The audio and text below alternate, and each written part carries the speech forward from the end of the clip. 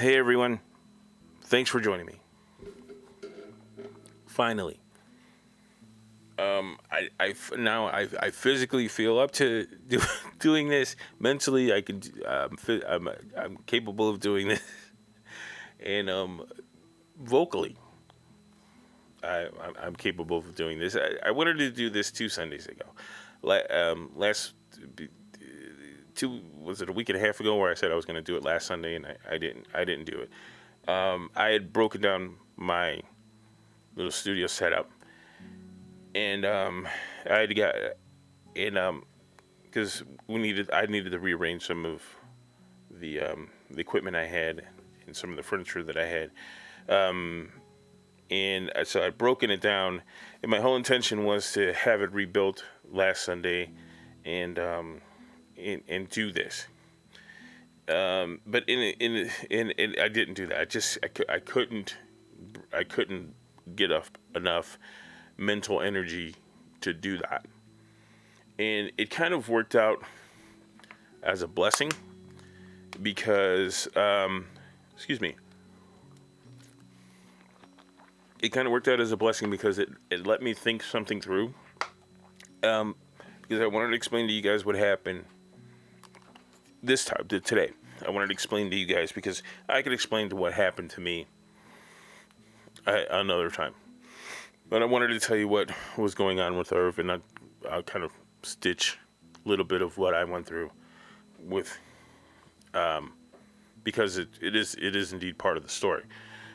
But we both Irv and I did catch COVID, and I think it's easy to say that we both caught Delta, which was kind of a butt kicker. So if you got COVID, if you tested positive for COVID, or if you feel you got sick, maybe you lost your smell and taste and whatever, something like that. Chances are that right now you probably caught COVID. If it's just kind of felt like a bad cold, upper respiratory, nasal, it was the Omicron. Irv and I got our asses kicked. We got our asses kicked, and it's hard to say what who gave who what. We believe Sharon got it too, but for whatever reason, man, every time I hear somebody tell their story that their whole family got it, the wife seems to skate through. And I don't mean that it's necessarily easy. It's just it wasn't as hard. And there is scientific studies, and I know the whole joke is men are whiners and babies when they're sick and blah blah blah. But there is scientific studies, and there's one that's really not that old, that men do get their asses whooped on these illnesses a little bit more. And the other thing too is mentally, we were raised by mom and grandma took care of us. So that's necessarily how we deal with it. If that's really annoying, if that's really annoying to you, that's an issue that you have to to necessarily deal with. Um, what Irv went through. All right, so he had developed small cough, which is nothing new for him, and it comes in cold weather. But he developed a small cough before Thanksgiving, and then they they said that I had went and I got shot. Now, not necessarily my choice. And if you go back to any of my past shows, if you look to any of I am hard on the results of the thing, but I've never said and told anyone not to take the shot, nor will I tell anyone not to take the shot. I think there is some unnecessary steps that are being taken right now that don't need to be taken right now. But I've never said not to get the shot. So my whole thing was hesitant, and I don't like the idea that the people are changing the definition of hesitant so that the definition can actually mean anti. I don't like when people call most people anti. There are people that are anti, that is indeed their choice, and hesitant is indeed their choice, and pro is indeed your choice. So, that being said, I had gotten my first shot, and everybody said that. Again, I don't want to spend too much time on me. I got my first shot, and everybody said that you're gonna feel something. So, and most people say you feel it like the same day or next day or something like that. And on Friday and Saturday, I'd gotten it on the Friday and Saturday. I'd just been kind of paranoid, kind of anything that kind of felt like something. I was like, is that it? Is that it? Is that it? And then Sunday, I started to feel like it was coming on, like the whatever they said that there was the little backlash you get from the shot. I kind of felt like it was coming on. And Monday, we went to the store, and we went to the store, and I felt it coming. I definitely felt it coming on. So I said, I'm just gonna go to bed. And that Monday, I didn't eat. And Monday I didn't eat. And it dawned on me, I really didn't eat since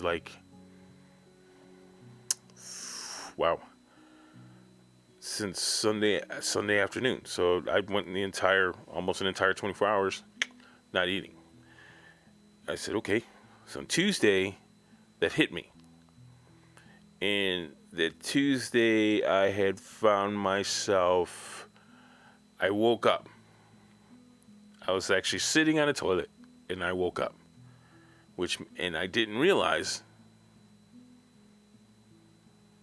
that anything happened. I just know that I woke up, which meant that I must have passed out.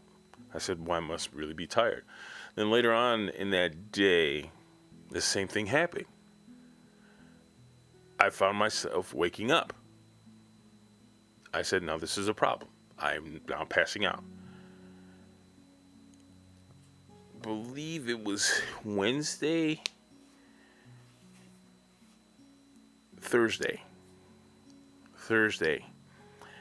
I passed out again. Now, my guess is I passed out, and it's probably a good guess because this time, what woke me up was Sharon's voice. Just kind of faintly. I can just kind of a wisp of Sharon's voice. And what she had walked into the bathroom because she had heard a noise, and it was kind of loud, and it was kind of big ruckus. And what happened was I had fallen off of the toilet into the bathtub. So she found me ass up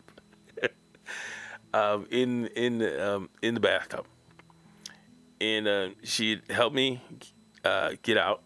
And now at this point she's scared. And decided she's got to call the ambulance. So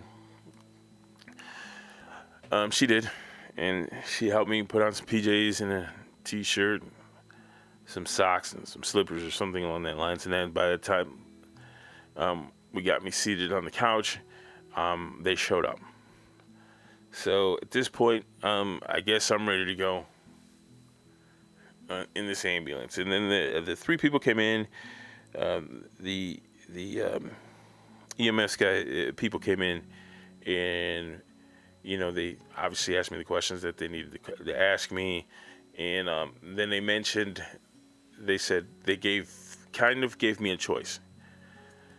They didn't want to be too hard on my choices, but they said that they'll take me in. They have no problem taking me in. The chances are I'd probably be sitting in the waiting room or in the hallway in the ER. And I said, well, that's kind of a bad idea for me to go, right? Because if I'm now passing out in the bathroom, and if I have to go to the bathroom, I have to depend on somebody to go, help take me there.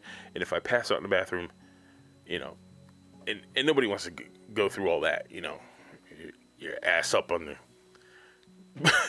in the hospital floor, and they've got to pick you up and throw you in a gurney and put you in a, and get you. But so nobody wanted to go through that. So we decided that yeah, we're gonna stay home and we're gonna fight. I'll fight this here, which is what a lot of people are doing. A lot more people are doing it. A lot of people are fighting it at home. It is possible, no matter how scary it is. No matter how scary they may make it on the news. So anyway, so I stayed home and I fought it. Okay, so within that time, Irv still had his cough and he was a little out of it. So we knew he was sick. And it was was it the 8th? There was he was laying in bed and watching him on the camera, and he could not get comfortable for days. And this particular time, he'd like spun counterclockwise in his bed, so he would like just kind of spin. If you can imagine, just you're laying down, you're in the middle of your bed, and you'd spin to your right a little bit, and then spin to your right a little bit, then spin to your right a little bit. The whole time fussing, and and then he went all the way around the clock.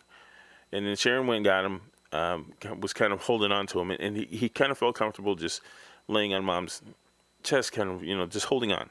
Like most, like children would do. And Irvin's still the size of a kid, and it was comforting to him to be laying on Mom's chest. And so we're going back and forth on what we're seeing and what we've noticed. And we just broke down, and we're just like, there's no way he doesn't have it. So that's when she decided she's going to call the ambulance. The ambulance visit us again. This time it's going to come check on Irv. They took him. You guys saw the video that I posted way back early December. They took him that day and they tested him. They did what they did. They started giving him fluids and all that stuff like that, and they tested him, and he tested positive, no doubt. About 1, probably not 48 hours later. Yeah, I saw the videos that I really should just go back and I should just take him down.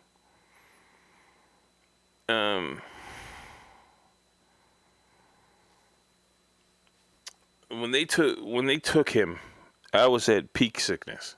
I was just sick, and Sharon had to go be with him. So now I was fighting my nonsense alone. I wasn't afraid. I've never been afraid of the whole COVID situation. There was a point, probably, I don't know, with an hour, half hour, where I was sitting here by myself, because now you're in your own thoughts, and some of the fogginess and some of the things that it would do to your head. And like I said, I don't want to get into it too much, but some of the things that it was doing to my head. And I've heard a lot of people mention the brain fog. And there was a moment there where I kind of felt sorry for myself, because it was a few years ago. I had a cousin, rest in peace, Ralph, that passed away. And at the viewing, a lot of people there. He was a coach and referee and all that stuff, and so there's a lot of kids and families and his family. We were all there, and so at the viewing, I told a joke to his mom and my mom, because the leaders, there's 3 beautiful women. They are the matriarchs. They are the leaders of the family right now. They are, of course, the elders, and they are the connected unit. And each one of those 3 ladies had a handful of boys. In fact, there's only one girl that's kind of between all of us. So I think it's 6 boys altogether, and there's only one girl as far as cousins are concerned. But anyway, um, the joke I said was because my that cousin had passed away, and it wasn't a COVID; it was another ailment. Um, the joke was that I was next because he was the oldest of the boys, and I'm the second oldest of the boys. And I said we're going to go in sequence, and that joke came to mind. So again, there was like a little hour to myself through all this madness where just kind of feeling sorry for myself. I remembered that joke and I was like, wow, could that be true? Could I have been speaking the truth then? But anyway, and I snapped out of it and started moving around because one of the things that you kind of have to remember is that you have to move around. Don't overexert yourself or anything like that, but you do have to move around. The lungs need just a little bit of exertion, a little bit at a time, so they can do some sort of work. So we found a cocktail online, and that's what helped me get through it. Mucinex, Tylenol, blah, blah, blah. All right, so back to Irv. So I was at peak sickness, and Irv was in the hospital with his mother. And again, roughly at about not quite 48 hours later, Sharon called me. She would call me. I was and text me the whole time and let me know what they were doing and what was next and what they're expecting. And it doesn't look. Then she had to say things like it doesn't look good. He's kind of giving up. And she said that they told me to come in and say my goodbyes. So my mom, who was wonderful the whole time, and I don't like her driving across town, specifically in the dark or anything like that. And so if anybody has a house on the west side, the little house that's in a safe place or some sort of little apartment or something along that lines. If you guys have something out there, west side of Cleveland or in Parma, what have you, help me get her closer to us. But I digress. So she came in. She picked me up at home. I could barely walk. There wasn't, I would take 2 steps, and I was breathing hard. That's how bad I was. We went to the hospital. Unfortunately, she wasn't allowed in. So God bless her. She waited for me to come back out in the waiting room, and I had to sit, feeling it as vulnerable as I did, and completely helpless because I'm saying goodbye to my son. All right. Just before I got there, earlier that day, one of his longtime doctors, his neurologist, his neurologist was summoned, and one of the nurses that has known him since he was a baby, they both showed up and consoled Sharon. I wasn't there again because I was homesick, and this was again earlier in the day. They were sent there to kind of explain why he's going to die, why Irvin is going to die. And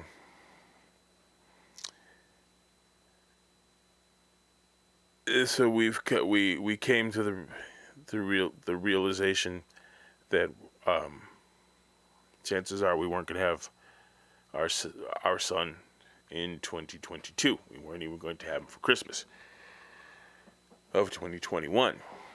So I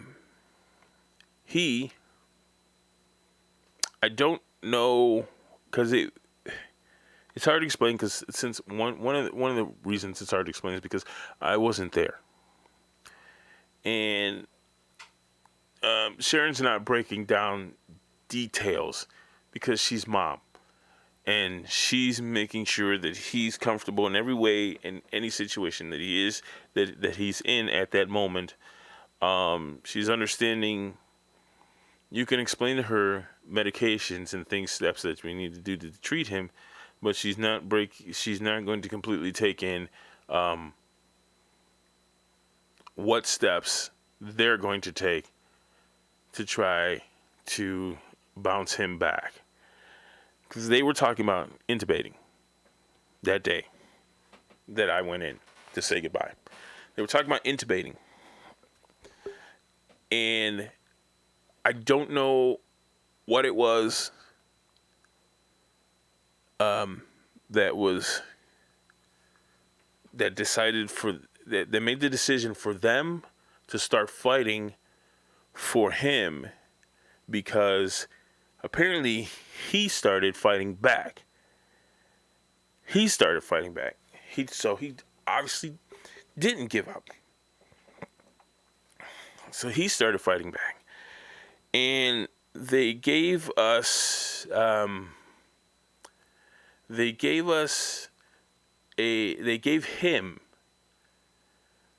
Veklury.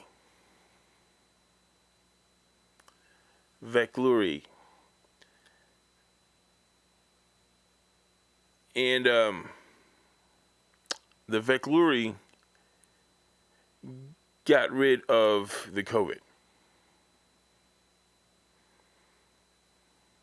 Okay. That's cool.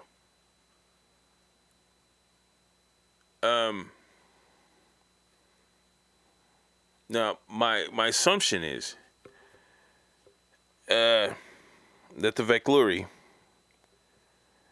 itself didn't get rid of the COVID. There's cocktails out there right now that have similar things to Veklury. And then the zinc, the cocktail, the protocol, if you will, involves zinc. And zinc is actually what breaks down the COVID.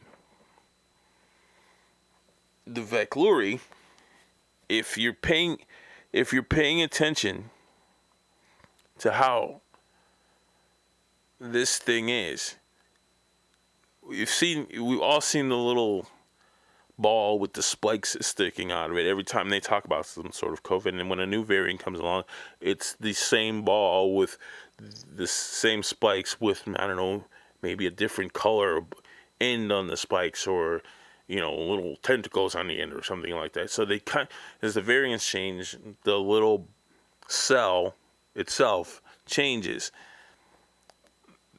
The outside of that cell is acting as an armor. And the zinc can't do what it's supposed to do because of the armor. The Veklury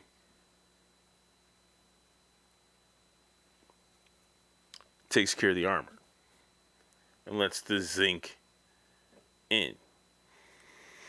Now,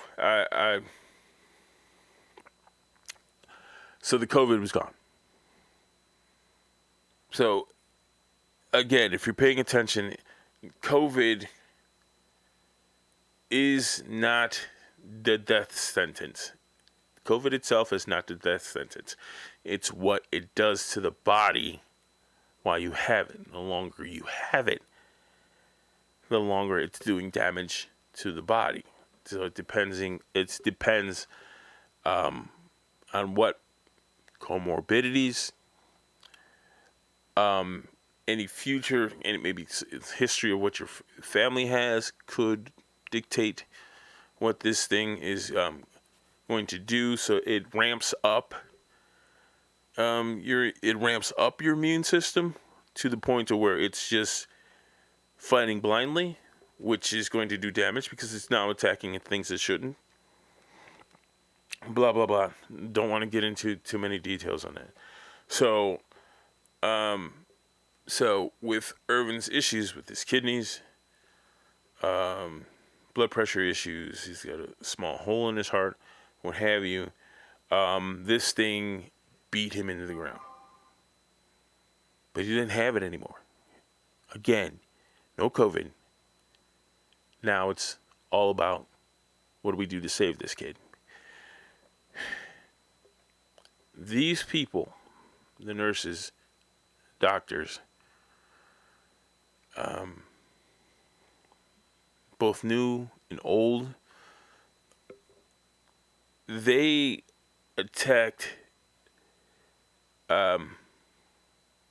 anything that was ailing this kid. Like, I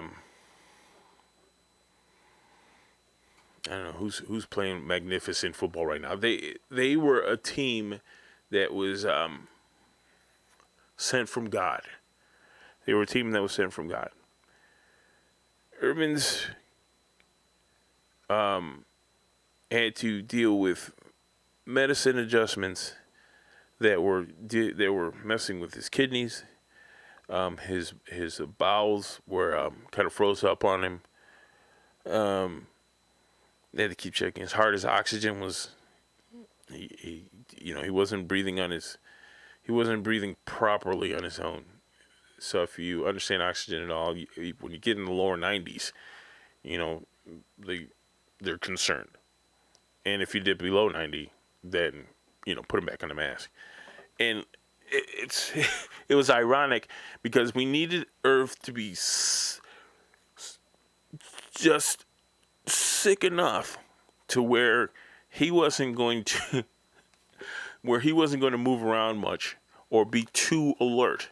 Because if you try to put the mask on, if you try to put the oxygen on Irv, he's alert, he's going to take it off. So he was just sick enough so he can keep the oxygen on long enough to where he was able to rebuild his ability to breathe on his own. So we came home with the oxygen. We were worried about that. But like the next hospital visit, he came home with oxygen in, which he did great with. Because again, he was just sick enough to where he wasn't too alert that it was on.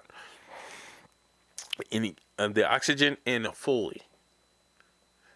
And we certainly didn't want to come home with a Foley because, especially Mom, she's like, things going to come out, he's going to get hurt, it's going to, what if it makes a mess, because that's a concern too. So we ended up bringing him home with the Foley and the oxygen. And he did well with both things, but they wanted us to come in on the 5th, which was after they released him. Probably it was a whole 6 days later. They wanted us to come in, and we were completely just like with kid gloves with him in this Foley, in this bag, in this tube, and we had to make 2 trips in the car, and that was a whole nother experience because again, you don't want tubes getting caught up anywhere. You don't want to getting pinched anywhere. We had to take this giant oxygen tank. It was a total mess. And again, people that go through this every single day, as far as oxygen tanks and Foleys or some sort of waste bag or something like that, they don't want to hear it from us. But we certainly didn't want to deal with it.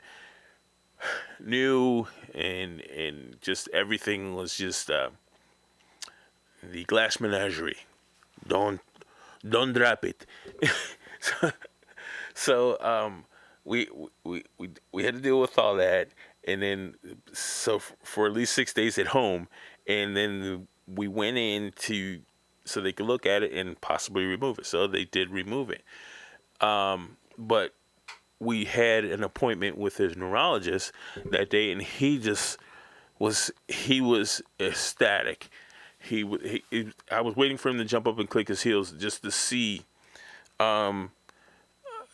just because he saw Irvin sitting there looking pretty alert and having a little bit of strength, because that neurologist was the one that came in and was asked to explain to Sharon why my son was going to die. Why our son was going to die. He was the one. and he apologized, and there was no reason for him to apologize. Of course not. But he apologized, and he was so excited to see him, and he was doing well. And while we were seeing the neurologist, the nurse that showed up with him on that day, who's been nothing but wonderful to him his entire life, they went back and forth with pulmonary, and pulmonary's like, well, why don't we try him off of the oxygen while he's here? No big deal. She would just shut the oxygen off. So we did that, and we spent our time going to the appointments. We got the Foley removed. We came right back. It did dip a little low, so I did turn it back on, and the nurse was a little disappointed because she really wanted to see how we do without it. But we had a pulse ox, so we knew that he dipped a little low. So us being who we, a little bit nervous about it, I hooked him back up, and then we went back so she could check on him. The nurse could check on him, and she said, I think he's going to be okay. And she had talked to another doctor. She said, I think he's going to be okay. Why don't we just, you'll have the oxygen home if you need it. Why don't we just try to keep him off of it? And he hasn't been on it. He maybe been on it maybe 2 nights since then. So he's breathing on his own. We're still doing the pulse ox thing. He does dip a little low every so often, but it's a lot less that we see that, a lot less that we see it dipping to low 90s or whatever. So he's doing well, and he's much more alert, but he's still recovering. I'm still recovering. So, and my sickness goes back, I don't know, to like the 3rd or the 4th of December. And his probably roughly at around that time. We don't know if the shot did me in, or if he had it first, or if I had it first, and then we just kind of, we do not know how that happened. We just know that we had it, and it whooped us. But everyone is doing fine now.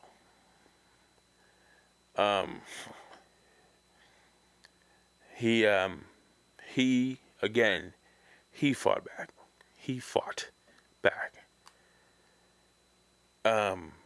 Right when we had thought he'd given up. Dare I say we gave up. I don't think we did, but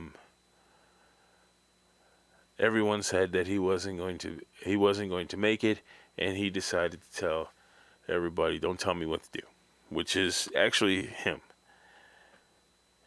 Again, toughest guy I know. All the things that he's been through his entire life, he is indeed the toughest guy I know. So, nothing too exciting. Other than he almost died. Yeah.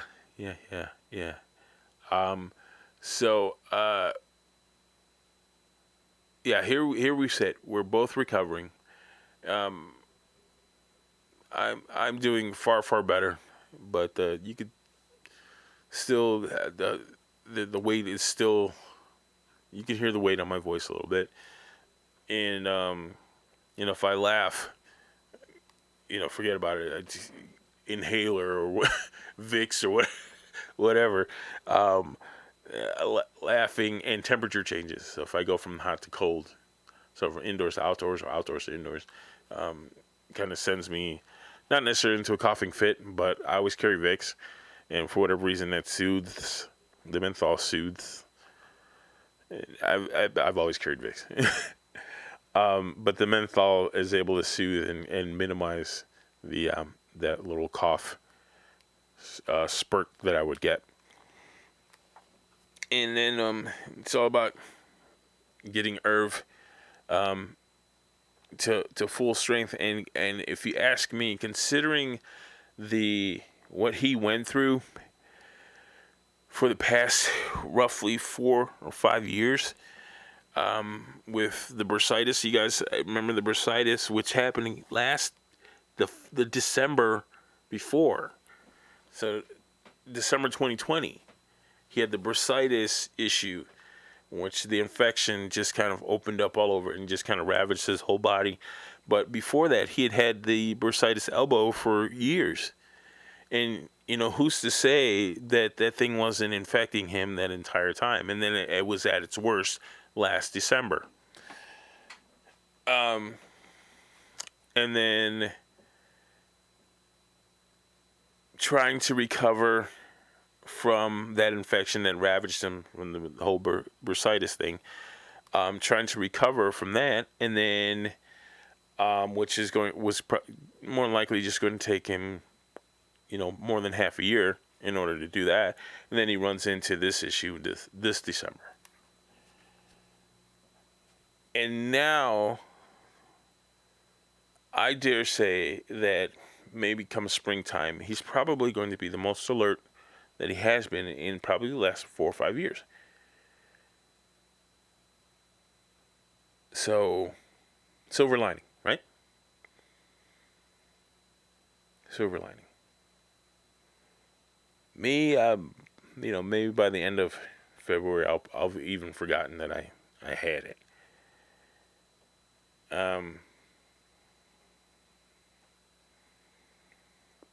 I don't. Oh boy. I don't want anyone to go through it. I never feared it. I still don't. There's no reason to fear it. And if you're thinking I was regretting being hesitant on the shot, no.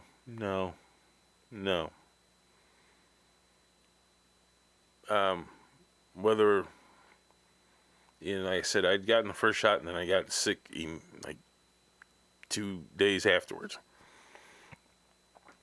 I can't tell you if it was a shot. I can't tell you. You can't tell me. No one can.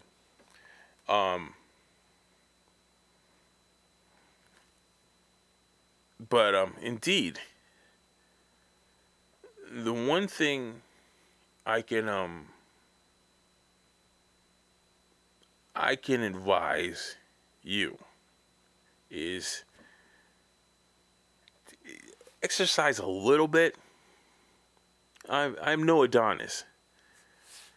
I do stretches because I had gotten sciatica once, and they taught me some stretches.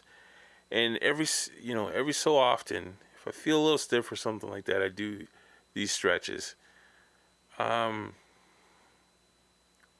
Gonna a few more outings. I really do like the outdoors. I don't have a whole lot of people that like to be in the outdoors, so I'm really just gonna have to take that out myself. And your vitamins. Make sure if you're on medications, take all your medications. Seek your physician, and make sure that if someone is telling you to not or to, either way, take something, try to get with your physician and be cordial and try to pull some honesty out of them. Because one of the things that was incredibly disappointing to me so far is just how it kind of like the dime in the wishing fountain, just how they are like with did you get your shot? Did you get your shot? Did you get your shot? You're my physician. Why don't you help me come to this conclusion? Now, I understand that there's a lot of people that are like, I'm just going to take it. the old well, I don't know what's in it, but I never knew what was in the polio vaccine. Well, someone did know what was in the polio vaccine, and it took a long time to develop, and it went through testing. They had test subjects. They did what they had to do with to find out who's this thing going to be safe for, and this time they just said go get the shot, and there's nothing more frustrating than when you're sick, and they said, well, the way to get rid of it is to get the shot. I'm sick now, and I had a few people suggest that after, even though I had the shot and I'm sick, I had the first shot and I'm sick, they were like, well, just get the shot.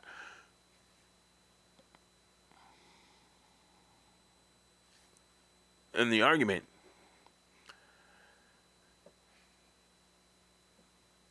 and I've said this a million times, please recognize that the person that you're arguing with, to pro or against the shot, that is their choice. Too many friends, too many family are getting ruined right now because of this debate. Now then there's literally a division right now, and I don't think that's helping anybody. Right now, 85, it's roughly just almost 85% of the people that can get vaxxed are now vaxxed. 85%. 85%.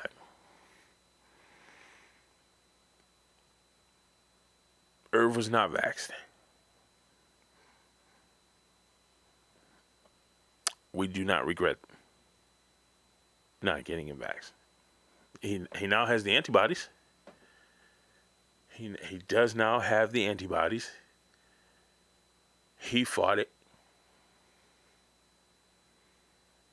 A lot of people did before the shot. We're not against the shot. We were against it for him.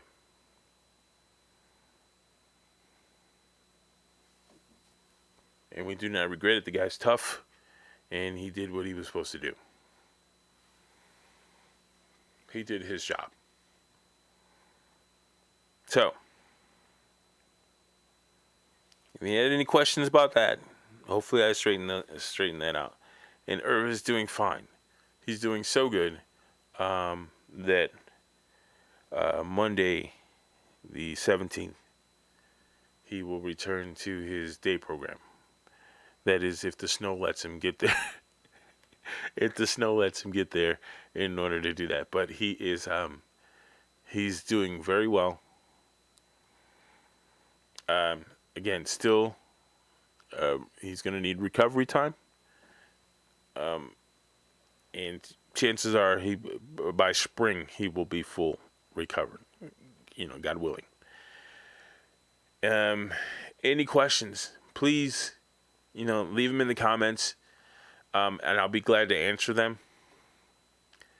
And I'll get in depth into some of the things that I found during our little journey in December. Some of the things that we noticed, some of the things that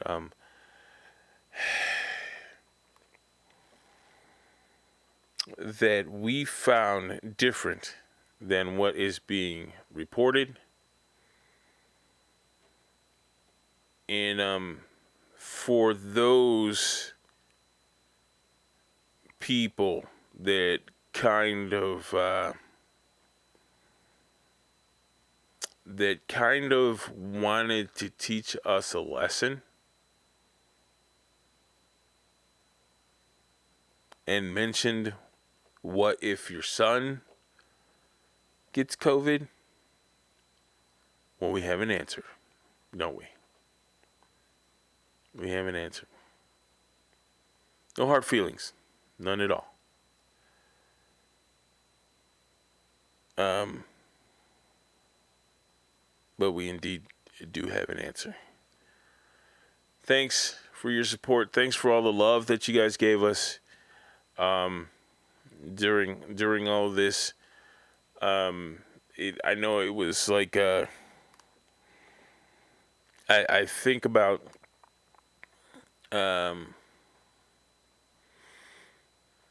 it must have seemed like a drama happening on Facebook. I apologize. I apologize. I look back at things now and I almost feel that some people thought we were fishing, and if you thought that we were not, and I apologize if we took up any of your time and we sparked any of your cynicism or anything like that. But we were we were posting what we were experiencing, and at the time it was tough, man. But we are so much tougher.